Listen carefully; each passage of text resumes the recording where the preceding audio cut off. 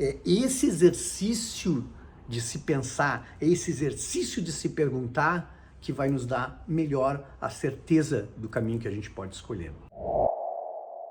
Olá pessoal, sejam muito bem-vindos a esse nosso programa sobre personal branding, sobre marcas pessoais, tema que, se você já me conhece, sabe, é a grande paixão da minha vida nesses últimos 20 anos.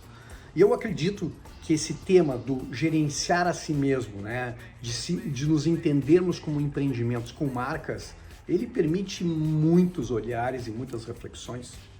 E uma que eu trago hoje aqui para você é a reflexão sobre por que todos nós, né, buscamos, obviamente, né, gente consciente que quer melhorar resultados. Por que a gente pensa tanto em melhorar performance para obter resultados?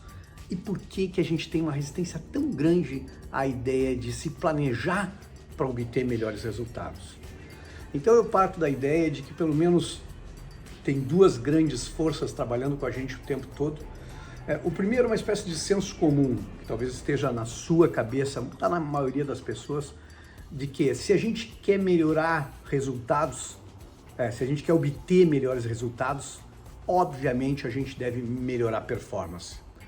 E aí a gente pensa primeiro num mecanismo de melhorar a performance rápido, né, de obter resultados, e planejar muitas vezes fica naquele senso, bom, mas planejar eu vou parar para pensar sobre isso, eu vou perder tempo. E aí a gente vai direto buscar performance para melhorar resultados. Mas o segundo ponto corrobora com isso, que é a ideia de que nos momentos como a gente vive hoje da sociedade, onde tudo é muito instável, onde tudo é muito volátil, onde a velocidade dos acontecimentos, né, não permite que a gente enxergue muito longo prazo, e todos nós ficamos com uma tendência a acreditar que planejamento não funciona quando os mercados estão muito instáveis ou que existe muita velocidade. E é óbvio, eu passei meus últimos 37 anos planejando marcas, e é óbvio que a gente tem que reduzir um pouco esse longo prazo que a gente tinha um tempo atrás. Eu já falei num programa sobre isso, e que a gente deve encurtar um pouco mais. Mas ainda assim, a gente precisa desse longo prazo. E eu tenho sustentado a ideia aqui de que quanto mais instável for o mercado, mais a necessidade da gente parar para pensar no que a gente está fazendo. Porque senão a gente é capaz de entrar num redemoinho de reações o tempo todo e não conseguir mais nada. E a gente simplesmente passar a só reagir. Então, em mercados instáveis, guarde bem isso, a ideia é que a gente possa parar um tempo e se perguntar, né, e exercitar bastante a ideia de de testar hipóteses, de olhar mercados e estar aberto a coisas diferentes. Porque é esse exercício de se pensar, é esse exercício de se perguntar que vai nos dar melhor a certeza do caminho que a gente pode escolher. Mas existem 3 pontos importantes para a gente refletir aqui do porquê a gente busca mais performance, né, e não pensa muito em planejar. Eu diria que o primeiro deles é um mal, eu diria assim que é um imenso mal, uma doença do marketing, do branding, mas é uma doença de todos nós desses tempos, que é o mal da ansiedade.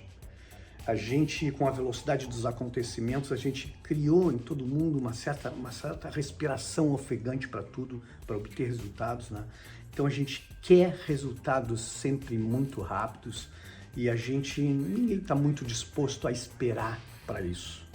Então esse mal da ansiedade faz com que a gente busque qualquer coisa, né? E muitas vezes saídas fantasiosas, atalhos, né? Caminhos fáceis por serem rápidos para tentar obter resultado, e a gente refuga o planejamento como algo que vai nos parar para perder tempo. Então esse é o primeiro ponto, esse mal da ansiedade que faz com que a gente não pense nunca em se planejar, mas sim em buscar performance, em reagir aos acontecimentos. O segundo ponto é uma coisa que vem dos nossos tempos primitivos, que está lá no nosso cérebro reptiliano, quando o ser humano desceu das árvores nas savanas da África, né, e foi andar junto com as feras e que precisava se proteger. A gente brinca que era muito saudável reagir primeiro para pensar depois quando a gente dava de cara com uma fera.